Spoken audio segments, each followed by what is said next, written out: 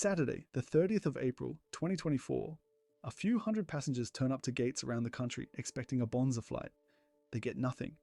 No phone call, no real explanation that holds up for more than a day or two, just a website that stops taking bookings, and a chief executive confirming, almost sheepishly, that the airline he runs has temporarily suspended services while it works out the ongoing viability of the business. Translation: the planes are gone, and pretty soon, so is the airline. 3 months later, almost the exact same scene plays out again. This time it's Rex, not some upstart, a regional carrier that had been quietly flying Australians around for the better part of 3 decades. It pulls every one of its capital city jets off sale and calls in the administrators. If you followed this industry for any length of time, you already know roughly where this is going, because Australia has done this dance before. Qantas did it in 1991. Impulse did it in 2001. Ansett, the country's second biggest airline, did it the same year, in what's still one of the largest mass layoffs this country has ever recorded. Tiger Airways did a slow motion version of it across most of the 2000s. Virgin Australia, one of the 2 biggest names in the business, did it in 2020, and only survived because a private equity firm wrote a very large check. Every few years, somebody convinces themselves they found the gap. They raise the money, they launch the routes, they tell the press this is the airline that finally breaks the duopoly, and then, with almost mechanical regularity, they disappear. Here's what makes that genuinely strange. Australians fly constantly. This isn't a country with a weak appetite for getting on a plane. So if it isn't demand killing these airlines, what is? This is Inside Corporate Australia, told through the stories that shaped it. Let's actually go back and look at how each of these died, because the pattern matters a lot more than any single collapse. Qantas was first. Deregulation opened up Australian skies in November 1990, and within weeks a new airline called Qantas was flying Brisbane, Sydney, Melbourne and Perth at fares well below what Ansett and the old government-owned Australian Airlines were charging. For about a year, it genuinely looked like a third option had arrived. Then, the week before Christmas, 1991, Qantas was grounded. It had run out of cash, run out of goodwill with its suppliers, and arguably run out of timing. Shutting an airline down right before the busiest travel period of the year is about the worst possible moment to do it. A second version of Qantas tried again less than a year later. It lasted 6 months. The company behind it was run by a chairman who was later convicted of stealing $10 million from it and sentenced to 10 years in prison. Not exactly a confidence builder for the next person thinking about having a go. Skip forward to the year 2000. Impulse Airlines starts flying jets between Sydney, Melbourne and Brisbane at roughly half the price of Ansett and Qantas. Within a year, it's losing around $500,000 a week, and Qantas quietly buys the wreckage. There's a footnote to that deal worth knowing. A well-known stockbroker named Rene Rivkin ended up convicted of insider trading after buying 50,000 Qantas shares for a $346,000 profit, just hours after a phone call with Impulse's own chairman. Make of that what you will about how tightly this industry's insiders actually talk to each other. Then Ansett. By September 2001, Air New Zealand, Ansett's owner, was watching the airline lose more than $1 million a day. The federal government refused to bail it out. Staff found out their jobs were gone the way most of us would never want to. They turned up for their shift one morning and were told there was no money left to fly the planes. 16,000 people lost their jobs in what's still regarded as one of the largest mass sackings this country has ever seen. 10 years later, Tiger Airways becomes the first airline in Australian history to be grounded entirely by the safety regulator. Every flight nationwide stopped on the spot. It claws its way back, shrinks for years, gets folded into Virgin, and the Tiger brand itself gets quietly retired in 2020 as part of Virgin's own restructure. And Virgin, already one of the 2 biggest airlines in the country, goes into administration that same year, carrying close to $7 billion in debt. It only exists today because Bain Capital stepped in, paid around $700 million in cash to take control of it, and then spent the next few years cutting close to a third of its costs. Which brings us back to Bonza and Rex. Different decades, different owners, different strategies, same ending. That's not a coincidence. That's a pattern. And a pattern this consistent usually means there's a structural reason behind it, not just a long run of bad luck or bad management. Here's the bit that never makes it onto a glossy investor slide. Run the numbers globally, and even in one of the best years the airline industry has had in a decade, airlines worldwide keep less than 4 cents of every dollar they take in. Per passenger, that works out to under $8 of actual profit. To put that in perspective, Apple makes more money selling you a phone case than the global airline industry makes flying you anywhere on Earth. That's not an Australian problem. That's the entire industry, everywhere, in a good year. Why? Because an airline's biggest costs don't care whether the flight is full. The lease on the aircraft is due, whether you fly with 12 passengers or 180. Fuel is bought at a global price nobody negotiating out of Brisbane controls. Pilots and engineers get paid the same, whether the flight makes money or not. And once that aircraft door closes and the wheels leave the tarmac, every seat that didn't sell is gone, permanently. There's no selling yesterday's empty seat the way a hotel can quietly discount last night's empty room. So when people say these airlines were just badly run, sometimes sure, but Rex was backed by one of the largest private equity firms in Asia. Virgin was bought out by Bain Capital, about as sophisticated a turnaround investor as exists on the planet.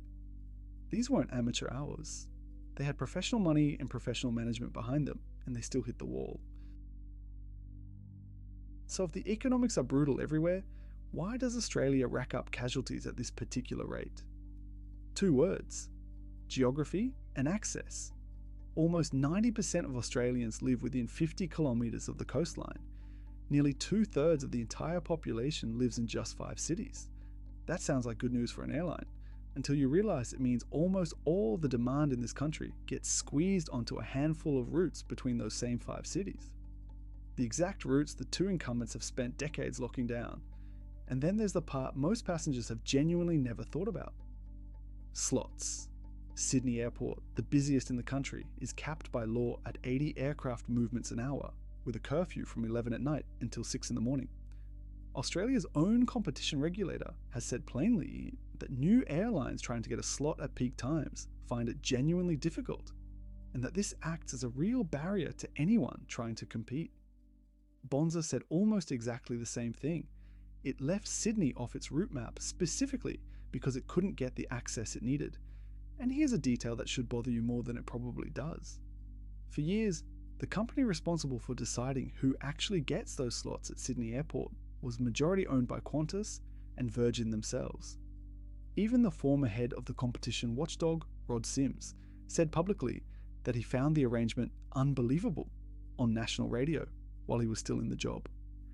The government has only started moving that slot management toward an independent operator in the last couple of years, after literally decades of the status quo.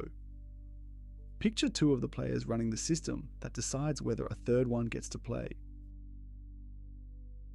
Put the geography and the slots together, and you get a duopoly that, on the most recent figures available, carries roughly 98% of every domestic passenger in this country between just 2 airline groups. Qantas alone controls something like 80% of corporate travel, the high margin business seats every airline actually wants. Its frequent flyer scheme has more than 18 million members and hands out over 200 billion points a year, which on its own earns the airline hundreds of millions of dollars in profit before a single one of those members ever boards a plane. That's a real structural advantage. It's not imaginary and it's not paranoia, but, and this is the part the easy version of this story tends to skip, it isn't the whole answer either. Bonza barely went near Qantas or Virgin's main routes. It still collapsed. Rex's turboprop business had been quietly profitable for the better part of 2 decades, well away from the duopoly's busiest routes, before its capital city jet bet sank the entire company. Virgin was already one of the 2 largest airlines in the country when it went under in 2020. If pure incumbent muscle explained everything, Virgin shouldn't have needed rescuing at all. So the duopoly is a real pressure pushing down on every challenger. It is not, by itself, the reason they keep dying. Every one of these founders walked in believing something specific would save them.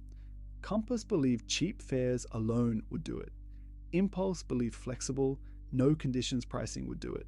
Tiger believed it could undercut everyone on cost and survive anyway.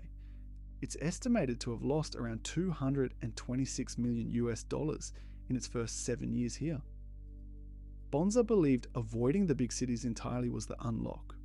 Rex believed that 30 years of regional trust, plus serious private equity backing, was enough to win a fight it had never actually fought before. And one more detail worth sitting with. Months after Rex collapsed, Australia's corporate regulator launched legal action against 4 of its former directors, alleging they'd been telling the market a far rosier story than the book supported, and that this allegedly contradicted an internal profit downgrade worth $35 million.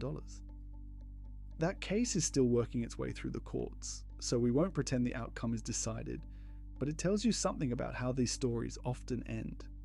Not just with a collapsed airline, but with lawyers arguing afterward about who knew what and when. Different decade, different belief, same wall.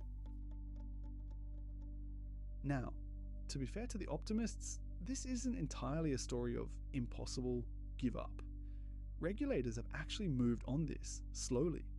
New legislation has tightened how Sydney slots get allocated and increased the penalties for misusing them, specifically because the old system was found to favour whoever already held the slots. And in October 2026, Sydney gets something it hasn't had in 50 years. A second major airport. 24 hours a day, no curfew, room to grow well beyond its opening size. On paper, that's exactly the kind of fresh runway, literally and figuratively, a new entrant would need to get around the bottleneck that helped sink Bonza. In practice, Qantas and Jetstar have already locked in the early flying rights there. Virgin hasn't even confirmed it's going. The incumbents got there first. Again. If there's a real blueprint for surviving this market, it's Virgin's own comeback. New owners who cut costs by close to a third, shrank the fleet, picked a lane that wasn't a head-on fight with Qantas everywhere, and rebuilt patiently with capital that wasn't expecting a quick return. It relisted on the stock exchange in 2025, worth well over $2 billion. That's the actual playbook. Patient capital, a narrow lane, real access, and enough runway financially to survive the years it takes to get there. Most challengers have run out of at least one of those before they ever got close. So, why can't Australia keep an airline alive? It isn't because Australians don't fly. They fly more than almost anyone on the planet. It isn't simply that Qantas and Virgin crush every rival on sight. Some of the airlines that died barely crossed their path. It's that this country squeezes enormous demand onto a small number of routes through a small number of bottlenecked airports inside a global industry that keeps less than 4 cents on every dollar, even in a good year, and then asks every new entrant to take that on against 2 incumbents who already hold the loyalty, the slots, and the scale. So the next time somebody announces a bold new Australian airline with cheaper fares and a smarter strategy, and there will be a next time, you'll probably want to fly it. Most of us will. Just maybe ask one question first. What exactly is different this time? Every company has a story, but not all of them are told. Some rise, some fall, all leave a mark on Australia's corporate landscape. This is Inside Corporate Australia, told through the stories that shaped it.